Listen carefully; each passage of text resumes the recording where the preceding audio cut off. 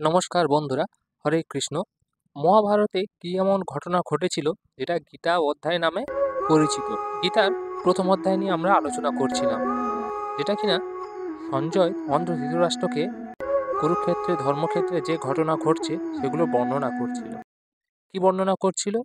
অর্জুন শ্রী ভগবানকে বলছেন, সেনায়রু ভয়ের মধ্যে রথং স্থাপয় মেহচ্যুত যাবদেতান্নি রেখ্য হহং যুদ্ধ কামনা বিস্ততান কৈমর রহস্য যোদ্ধা বহ মৈশ্বন রণসমুদ্যমে যৎস মান্য বভক্ষেপং অতহেত্র সমাগতা ধৃতরাষ্ট্রস্য দুর্বুদ্ধে যুদ্ধে প্রিয় চিকীর্ষব। অর্থাৎ অর্জুন কহিলেন, হে অচ্যুত, যাবৎ আমি যুদ্ধ কামনায় উপস্থিত ইহাদিগকে নিরীক্ষণ করি, এই যুদ্ধে কাহাদের সহিত আমাকে যুদ্ধ করিতে হইবে। যুদ্ধে দুর্বুদ্ধি ধৃতরাষ্ট্রপুত্রের প্রিয় চকুর্ষ হইয়া যাহারা এই স্থানে সমাগত হইয়াছে, সে সকল যুদ্ধার্থীগণকে অবলোকন করি। তাবৎ তুমি উভয় সেনার মধ্যে আমার রথ স্থাপন করো। সঞ্জয় আরও ধৃতরাষ্ট্রকে শোনাচ্ছেন, এবমুক্ত ঋষিকেশ গুড়াকেশন ভারত সেনায়ুরু ভর মধ্যে স্থাপিতা রথোত্তমম ভীষ্ম দ্রোণ প্রমুখত সর্বাশ্ন মহিক্ষিতাম কুবাচ পার্থ পশ্যতান সমবেতম কুরুনীতি। অর্থাৎ সঞ্জয় কহিলেন, হে ভারত, গোড়াকেশ কর্তৃক ঋষিকেশ এইরূপ অভিহিত হইয়া উভয় সেনার মধ্যে ভীষ্ম দ্রোণ প্রমুখ সমুদয় রাজগণের সম্মুখে উৎকৃষ্ট রথ স্থাপন করিয়া হে পার্থ সমবেত কুরুগণকে দেখো, ইহা কহিলেন। সঞ্জয় ধৃতরাষ্ট্রকে আরও ব্যাখ্যা করছেন, তত্রাপশ্চাৎ স্থিতান পার্থ পিতৃনথ পিতামহান আচার্যজান মাতুলান ভাতৃন পুত্রান পৌত্রনা সখী হস্তা শ্বশুরান সুহৃদশ্চৈব সেনয়রূপ ভয়রূপী। অর্থাৎ অনন্তর পার্থ সেই স্থানে উপস্থিত উভয় সেনাতেই পিতৃব্য, পিতামহ, আচার্য, মাতুল, ভ্রাতা, পুত্র, পৌত্র, সখা, শ্বশুর, সুহৃদগণকে অবলোকন করিলেন। সঞ্জয় আরও ধৃতরাষ্ট্রকে শোনাচ্ছেন, কি শোনাচ্ছেন না, যুদ্ধক্ষেত্রে অর্জুনের যে সংশয়, স্বয়ং ভগবানকে তার সংশয় উপস্থাপন করছেন এইভাবে। এই সংশয়গুলো সঞ্জয় ধৃতরাষ্ট্রকে শোনাচ্ছেন।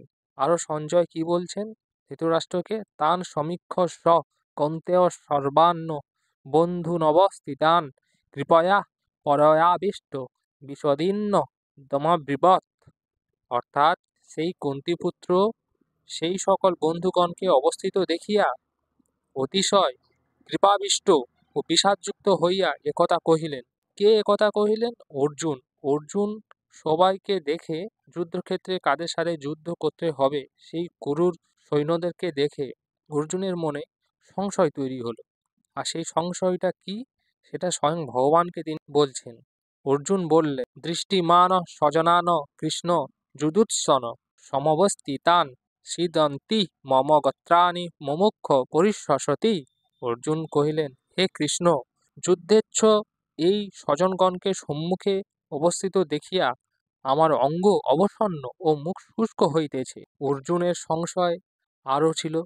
স্বয়ং ভগবানকে তিনি আরও বলছেন, বেপথশ্চ শরীরে মে রোমহর্ষ জায়তে গান্ডিবং সহস্রতে হস্তাৎ ত্বক চৈব পরিদাহতে। অর্থাৎ আমার শরীরে কম্প ও রোমহর্ষ হইতেছে, হস্ত হইতে গান্ডীব খসিয়া পড়িতেছে এবং চর্ম যেন দগ্ধ হইতেছে। আরও শ্রী ভগবানকে অর্জুন বলছেন, ন চ শুক্ল মে ববস্বতুতাং ভ্রমতীব চ মে মন নিমিত্তানি চ পশ্যামি বিপরীতানি কেশব। হে কেশব, আমি আর থাকিতে পারিতেছি না, আমার মন যেন ঘুরিতে বিপরীত লক্ষণ সকল দেখি। আরও সংশয় মনের মধ্যে হচ্ছিল, সেগুলো শ্রী ভগবানকে তিনি স্বপন করছে আর বলছে, ন চ শ্রেয় হনুপশ্যাম হত্যা স্বজন হবে না কাঙ্ক্ষেয় বিজয়ং কৃষ্ণ ন চ রাজ্যং সুখানি চ। যুদ্ধে স্বজন বোধ করিয়া মঙ্গল দেখিতেছি না। হে কৃষ্ণ, আমি জয় চাহি না, রাজ্য ও সুখও চাহি না। অর্থাৎ অর্জুন গোবিন্দকে যুদ্ধক্ষেত্রে মনের মধ্যে যে সংশয় উৎপন্ন হইতেছে সেগুলো সমস্ত কিছু শ্রী ভগবানকে বলছেন। আর কি বলছেন?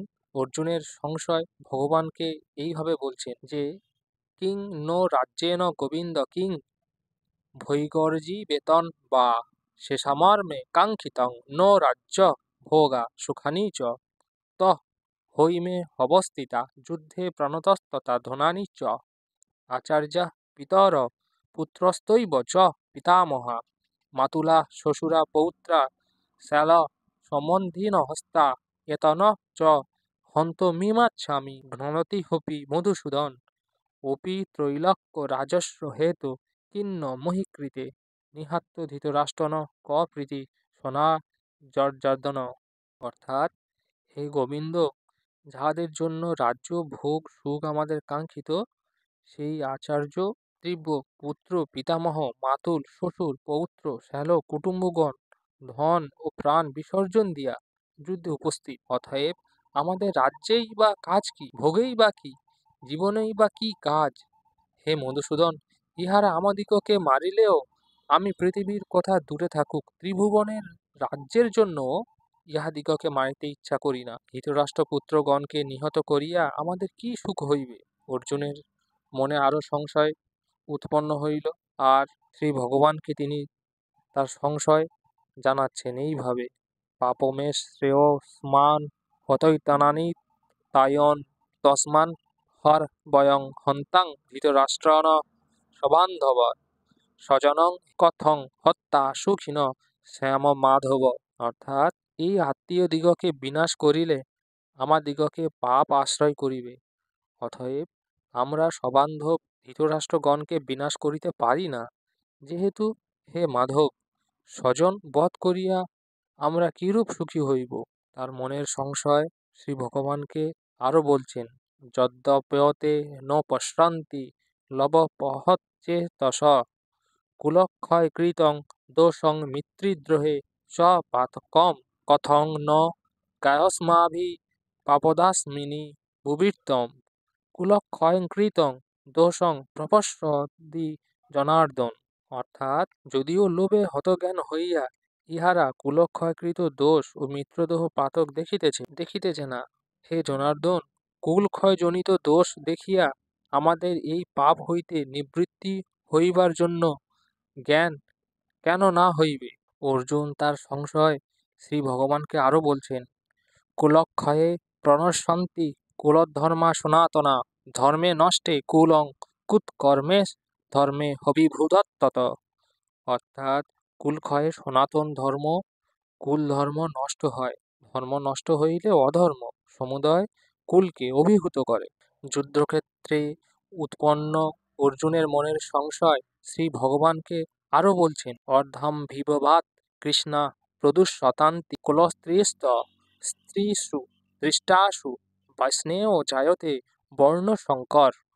হে কৃষ্ণ, অর্ধম্ভিত হইলে কুলস্ত্রীগণ দুষ্টা হয়, হে বৈষ্ণেয়, স্ত্রীগণ দুষ্টা হইলে বর্ণ সংকর জন্মায়। তার মনের সংশয় আরো কৃষ্ণকে বলছেন শঙ্কর নারকৈব কুলাজ্ঞানং কুলস্য পতন্তি পিতরঃ সহং লুপ্ত পিণ্ড।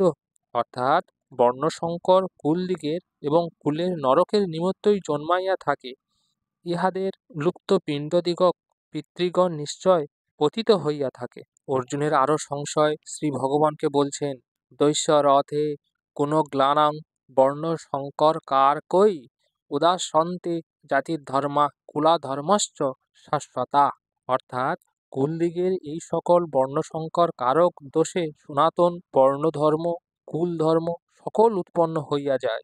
তার সংশয় আরো শ্রী ভগবানকে বলছেন উৎসন্ন কুল ধর্মান্নং মনুষ্যনাং জনার্দন নরকে নিয়তং বাস ভবিত ন সুশ্রম।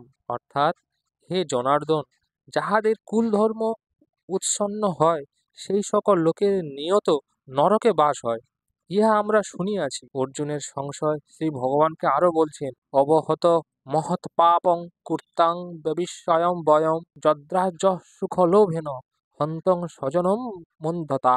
হায় হায়, আমরা মহৎ পাপ করিতে অধ্যাবসায় করিয়াছি, যেহেতু রাজ্য সুখ লোভে স্বজনবোধে উদ্যত হইয়াছি। অর্জুনের মনের মধ্যে সংশয় এটাও ছিল, যদি মম প্রাতিকার সশন্ত্র শস্ত্র প্রণায় ধার্তা রাষ্ট্রা রণে হনস্তনে ক্ষেমতরাং ভবেৎ। যদি সশস্ত্র ধৃতরাষ্ট্রগণ প্রতিহিংসা বিমুখ ও অশস্ত্র আমাকে যুদ্ধে বধ করে, তাহাও আমার পরম হিতকর। এই সমস্ত কিছু সঞ্জয় অন্ধ্র ধৃতরাষ্ট্রকে বর্ণনা করছে। প্রথম অধ্যায় পরবর্তী অংশগুলি নিয়ে কথা হবে পর্ব 3 ভিডিওতে। সকলেই সুস্থ থাকুন, ভালো থাকবেন, সকলকেই ধন্যবাদ।